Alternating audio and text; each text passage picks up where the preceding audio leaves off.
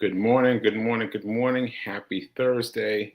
This is the Be Your Own Hero show, hosted by me. I'm your host, Sekou Wrights. Let's get into this show. Let's check it out. All right. See you in a few. Wait a minute. Hold on 1 second. Here we go. See you in a few minutes.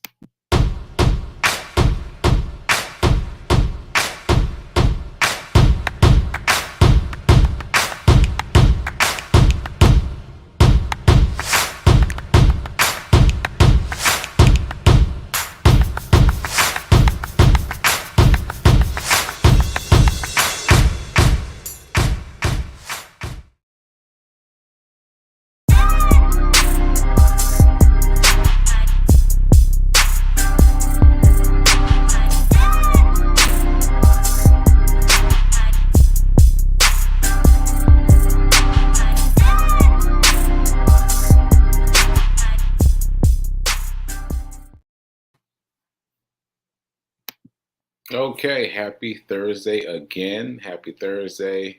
As you can tell, I'm moving pretty fast today because I'm going to play another video. Going to play another video like I did yesterday, and I want to fit it in this time. I want to fit it in this time. So let's get busy. First of all, shout out to New Thought Media Network for giving me the space and the opportunity to try this. This is a man doing a stroke. A stroke uh, says the man doing this with a stroke about six months out. 6 months out. I celebrated on the 14th, so that was my anniversary, my celebratory anniversary, and yeah, so that was pretty cool. And I am doing this to help everyone become better. Help. Oh, I'll tell you right here. Here is the acronym: Helping Everyone Reaps Optimism. Helping everyone reach optimism. Reach optimism. Reach optimism. Yeah, that's what I'm talking about. That's what I'm talking about. That is the apoptic cure. I can't remember the name, and my notes just started acting up. Just as soon as I started the show, my notes started acting up. So, all right, I guess that's it. We're going to go without notes today. All right, so done my brief intro. Quick disclaimer: I am not a personal trainer, nor am I a financial advisor. So take what I say that sparks you and take that with a grain of salt. In other words, go study. Go study. Go study. It's out there. Because the things that I'm talking about, man, you don't just take my word for it. Go out and double check me. Double check me. All right. So that said, it's time for the dice roll from Dice Man. The Dice Man cometh. Here we go. One. One. One. All right. So for those of you who have not watched the show before, that means that you're going to take the money, take that $1 out of your checking accounts and move it into a new checking account. Now, there are some other options. Another checking account, another savings account at your current bank makes it easy because you can just call your bank and say, hey, I just need a new savings account. You could have that money transferred quickly and easily. Or you could also open a new account. Like, because once it's set up, now I'm laughing because I'm thinking about my mom and I setting up her her shifting money, but from account to account. But once it's set up, it's done. It's easy. All you gotta do is set it up. Then this is a matter of clicking a button. Clicking transferring money is just that easy. That easy. That easy. So what you can do is you can set up that money in a smaller place. Well, not a small place, but a more um, a safer place. Safer place. Because the point is you want to be able to not see that money. Once you move this dollar, you need to be able to not see it anymore. So it needs to be in a place where you can't see it and can't be thinking about it as emergency money. That's it. You do not want to think about this as emergency money because once it's gone, it's gone. It's gone because once you get in the habit of setting aside that money, then you set yourself up for your life, in terms of wealth building and creation. You set yourself up for life. All right. So that's what really leads me into today's speech about money. Cause I gotta tell you, I've been holding out on you guys. I've been holding out on you guys because I've been holding out because I've been reading this book, Dave Ramsey, The Complete Guide to Money. Where is it? There it is. Dave Money, Complete Guide to Money. Dave Ramsey, Complete Guide to Money. Right. But there's been this section that I keep skipping over. I skip over it and I could be like, I don't understand it. I don't understand it. I guess I'll figure it out later. I'll come back and look at it. Well, you know what I decided to do after yesterday?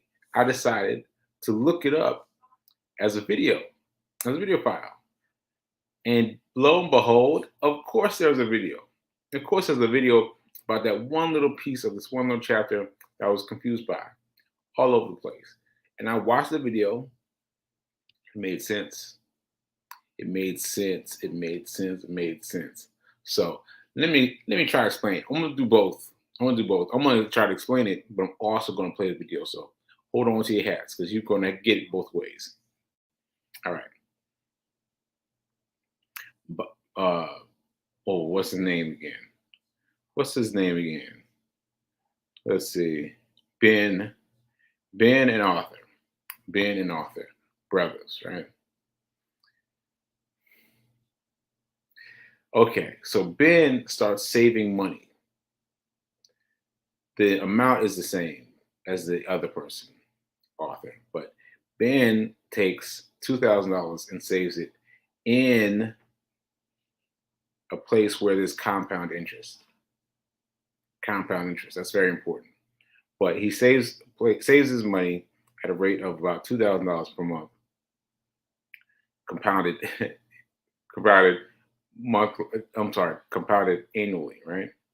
Now, Arthur also takes $2,000 and puts away his money, also in an investment in a compound interest, right?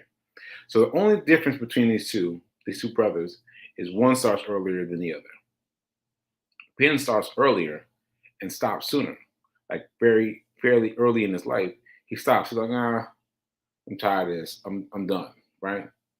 His brother gets the idea from him, and he's like, well, I see what it did for my brother. I'm going to hold on to it longer. So he starts and starts. He starts and continues the investment processes way after Ben has stopped. Way after, right? Then they stop the chart somewhere and they compare notes.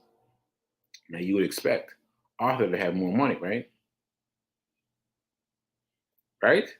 Arthur to have more money. No. Ben has the most amount of money simply because Ben started earlier. That's it. He started earlier. Everything else is the same. The amount of money, $2,000, 12% compounded annually, all that. Everything is the same between his investing procedure and Arthur's investment procedure. But Ben started his sooner, right? Like, and it made a significant difference. A significant difference. Like maybe $700,000. $700,000 in advance. $700,000 is how much Ben got over Arthur during this period. Like, that's incredible. So I'm going to play the video so you guys can get it. I'm going to play it now so you guys can get it, and then we'll come back and talk about my other things. So this is by Dave Ramsey. And what I did is I Googled Dave Ramsey, Ben and Arthur, just like that. And I got them right into right into this. This is only 4 minutes long, so it's not long at all. But listen to this explanation of him talking about Ben versus Arthur. Here we go. Compound interest is what we're talking about. It's a mathematical explosion. Einstein said that compound interest is the eighth wonder of the world. Now, compound interest is simply this. You take your money down to the bank. Let's take this $1,000, and we take it down to the bank, and we put the money in the bank. Now, you leave it there, and it earns interest, and you leave the interest there. The next year, you earn interest on the $1,000 and on the interest. The next year, you earn interest on the $1,000, on the interest, and on the interest, and you leave it there again. The next year, you earn interest on the $1,000, on the interest, on the interest, and on the interest, and then you leave it there again. That's what compound interest is. The trick with investing is you got to start, and you got to start right now. You got to get started. So we're going to get the $1,000 out of the way. We're going to get the emergency fund built as quickly as we can. We're going to get you out of debt, and then we're going to get you investing as fast as we can in these baby steps, because time needs to be on your side. Let me show you what I'm talking about. Let's look at Ben and Arthur for a minute. Ben starts saving money at 19 years old. He saves $2,000 a year. He does that all the way up until age 26. At age 27, you will notice Ben puts in zero. Say zero. At 27, he quits putting money in, but he's got the pump primed. The snowball is there. It's starting to roll down the hill, and every time it rolls over, it picks up more snow because it's a bigger ball each time it rolls over. Then his brother Arthur on the other side, he looks up and says, ooh, Ben's saving money. I need to save money. He starts saving money at age 27. Now, let's fast forward all the way to the end of the story at age 65 and see what happens. What happens is, at the end of the story, Ben has put in $16,000 and has ended up with $2,200,000. Arthur, who put in $78,000, only ends up with $1,500,000. The guy who put in $78,000 later ends up with $700,000 less than the guy who put in $16,000 earlier. Some of you are looking at that and going, that's a real nice chart if I was 19. Well, let me tell you this. If you're in here and you're under 25 years old and you grasp what I just showed you intellectually to the point that it drops from your brain into your heart and changes your behaviors, I just made you a multimillionaire. You shouldn't be allowed to graduate from college or high school without being able to explain that chart. It would change America if people understood that chart.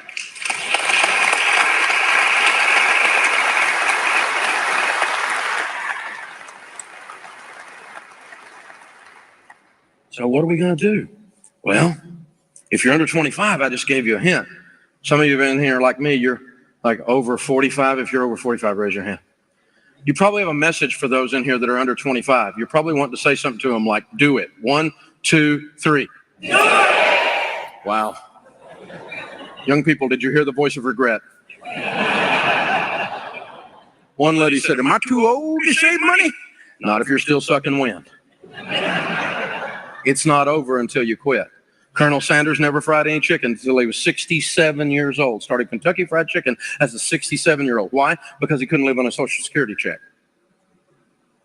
Grandma Moses never painted a painting until she was 85 years old. She did 1,500 works of art, 450 of which she did after age 100. A couple of summers back, my family and I was blessed to get to visit Rome, and one of the tours we went on was through the Vatican. And across the back wall of the Vatican is a thing about 3 times the size of this area. On the back wall, this masterpiece of the return of Christ at the end of times. And our tour guide told us that that was painted there by a 78-year-old Michelangelo. It's not over until you quit. But with this money stuff, it's a lot easier if you'll get started now. The sooner you start, the less it takes and the easier it is, because you establish that discipline, you establish that pattern in your life. Okay, so that is the video. Let me stop sharing. Yeah, so that is the video. Now, I don't know about you, but I was blown away. Blown away. I've been trying to read this section of the book for weeks. For weeks, I was trying to get it. I couldn't get it, but watching the video really gave it to me in a way that I could understand it, and hopefully you can understand it too. So Dave Ramsey is making it really simple. The sooner you get started, the sooner you get started, the more you make. The more you make. Now, you talking about me, we talking about someone who has waited a long time before getting in. Like you heard when I told the example, I didn't use age at all because I'm not worried about age, right? I'm just worried about mm, how to actualize itself as a grown adult. And the answer is still the same. The answer is make your move now. Don't think about it. Don't talk about it. Make your move now. So I want to read this quote from from uh, from Dave Ramsey. The stuff I teach is actually pretty simple intellectually. It's just hard to do, right? The stuff I teach is intellectually pretty simple, but it's hard to do, right? And one more: if you don't make plans for your money, someone else will. If you don't make plans for your money, someone else will, right? Because most of us go along waiting for someone else, something else to make plans for our money. We don't think about it that way. But when we don't make plans, we don't make concrete, definable plans for our money, then someone else is making plans for our money. And so it's more important that you start to make plans. So all the way back to me rolling the dice today. Have a dice. Like have your own dice. You don't have to wait for me. Buy a dice and just roll it. Just roll it. Make it fun for you. And because the more you can set aside, the more you can set aside to invest, the more money you have, and the more of an opportunity that you can end up as being here with a big pot of gold at the end. Right. So there's one thing I need to clarify. That is what's it called? The hold on a second. Stock market compounding. Does the stock market compound?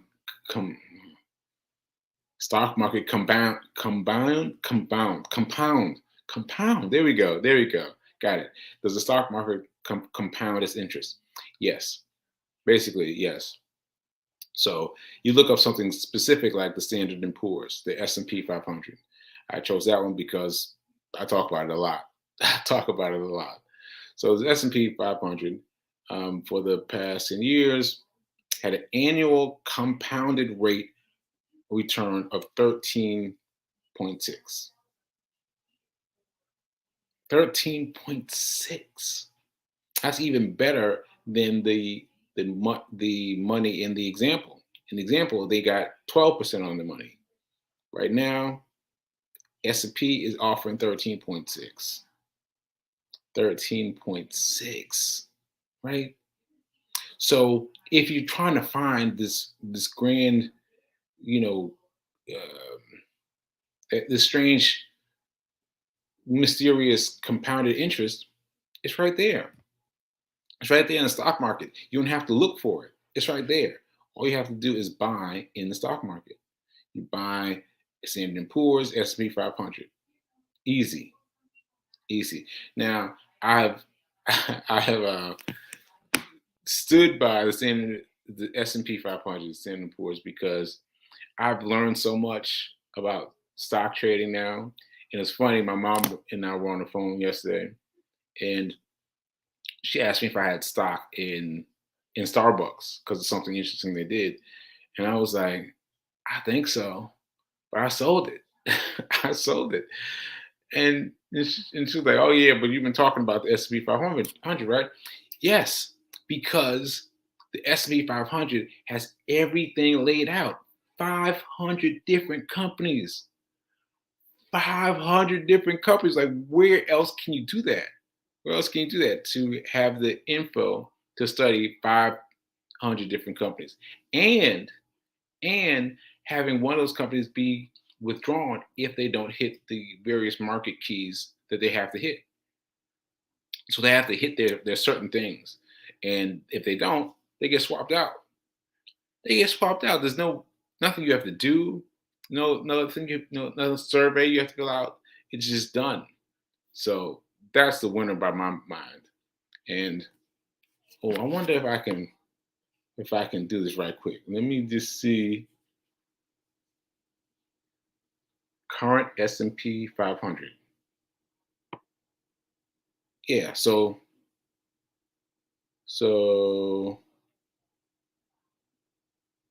uh, well, I can't find it. I can't find it. I was looking for a cute little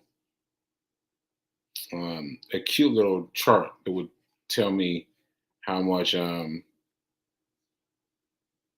much it is. But anyway, last I checked, it was about 3,900. So 300, 900, almost $400. It's $400. So imagine being able to with with $500, $400, being able to be exposed to all these different companies. Number one, you get back money, dividends. Number two, because it pays dividends. Now all you have to do is reinvest those dividends to make your money grow faster. Or if you need the money, you could have it come to you. But I would strongly suggest you have the dividends reinvested, and you can and you have compounded interest. So that's what I was saying. Like after year three, it really starts bouncing. After year three, it really starts bouncing. So yeah, I mean, 3 years is not tomorrow, but it's also not forever. It's also not forever. All right. All right. So that's what I got to say about being an author today and their mysterious budget, well, their mysterious adventures to become multimillionaires. Okay. So let me see. I want to give a shout out to my barber. As you see, I got a haircut yesterday. And the guy that gave me a cut had a really inspiring story. Really inspiring story. Because, you know, one of the things you notice about him is his physique. He's got a strong physique. And he notices and one of the things that he knows about me is that I move well. I was like, "What do you mean I move well?" He's like, "Hey man, you just had a stroke, right? You're six months in, right?" I was like, "Yeah." It's like, "Well, 6 months in, you're moving really well for 6 months in." And I was like, "What?" Like to have someone who's familiar with the touch and flow of a stroke, have him say, "Hey man, you're moving really well. I was expecting you to move differently." And I was like, "Wow, that's really something." And made me want to talk about this a little bit. So I don't talk about my movement just because it's become so much part a part of my habits, the way I move, the way I talk, and so I don't think about it that much. But yes, it is definitely a thing. So I I move. Oh, I'll tell you a funny story. I'll tell you a funny story. So, as you may have noticed if you've been watching my social media, I've been posting video of me running full form, not my usual my little selfie cam video where I'm holding selfie like this, shooting a little selfie video, but a full body image. That's because I've been rocking with Fee, and Fee's been shooting me the full body image. And she showed me the one of the videos, and I kept watching it, and watching it, and watching it, and watching it. And finally, she was like, what are you looking at?" And I was like, "I don't know. I'm looking for the what's the words I used? I'm looking for the thing that makes me looks like I'm about to fall apart, and I can't find it." And she's like, no, you look fine. And I'm like, yeah, but I don't feel fine. And even when I run, I don't feel fine. Like I get out and I run, but I feel like like trying to explain this thing is tough. But on my right hand side, it feels like I've got my body kind of dipped in something like a donut factory or something, right? And every time I move on my right hand side, it feels like, all right, we're cranking the banners up. We're cranking things up to get to start making donuts. Like, I don't know how to explain it. So when I run, I'm feeling fine, feeling feeling fine, and then I'm feeling snow. I'm feeling donuts, fine, donuts, fine, donuts. So I'm expecting my running to be like, like this. Uh, and that's because that's how I feel when I run, whenever I walk, whenever I do anything that requires physical movement of mine. I'm expecting to see that other people are seeing this pain. They are seeing this pain, and it's mind-boggling to me that they aren't seeing it. That no one's seeing it, and it's really interesting to me. So my man gave me a haircut yesterday, and he had a really close relationship with medical stuff. I don't want to say too much about medical stuff because I'm not sure how much he wants me to say, but he has a very clear idea of what it is to be moving at X amount of time after a stroke. And knowing that and getting a compliment from him was really amazing. In fact, he compared someone moving almost as well as me, right? So he was saying, he was talking about somebody who he works on who has a stroke, someone in his family. I said that he meant, and he moves almost as well as you, and just a quiet, humble brag. It's like he moves almost as well as you, and I was like, as well as me, as well as me, like what? Like it's it's hard to explain, but I hope I'm giving you a sense of it. Like my right side feels like it's in the in the Krispy Kreme shop, right? And every time I move, I feel that I feel that sense of queuing up to cook donuts. But it seems that other people can't see it. Other people can't see it, that I look like I'm moving normally to other people. And that was a truly good compliment, a truly very powerful compliment. I really appreciate that. And the fact that he's surprised by how far I've come, him telling me that really hits it for me. So now I know that I've come far in 6 months. I know that I've come far in 6 months. Okay. All right. So I'm going to close out on that.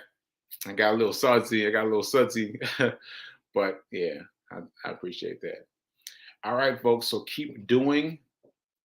Invest your dollars. Invest your dollar. Your $1 today from the dice challenge and whatever else you can afford. And remember that now is better than perfect. Right now is better than perfect. And I will see you tomorrow for Friday. All right, later.